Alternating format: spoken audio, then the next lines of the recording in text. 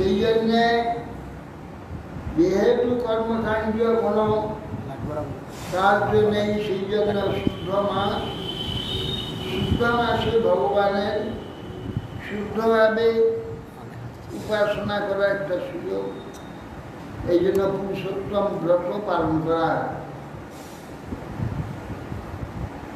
কার্তিক ব্রততে যেমন যা কিছু করা হয়, দীপদান থেকে শুরু করে যা কিছু করা হয়, খাওয়া দাওয়ার 4 মাসে যেটা বন্ধ আছে থাকবে, ওদিক ছোলা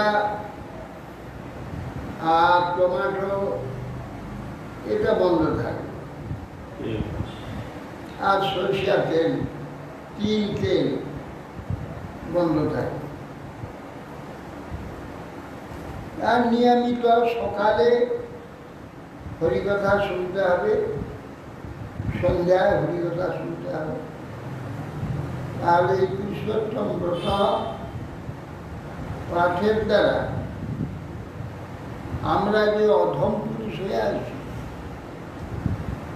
মায়ার দ্বারা মোহিত হয়ে দেহে অভিমান যুক্ত, আমরা দেহ সর্বস্ববাদ, আমাদের অধম পুরুষ থেকে উত্তম পুরুষের সেবায় নিয়ে যাওয়া। অধম পুরুষ হয়ে আমরা অধম এখানে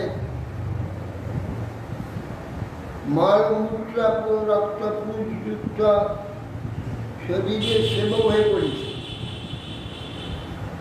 এই জন্যে আমরা অধম পুরুষ হয়ে গিয়েছি। পুরুষোত্তম ভগবানের সেবার দ্বারা আমরা উচ্চমতা প্রাপ্ত, অধম থেকে উচ্চমতে আমরা যেতে পারি।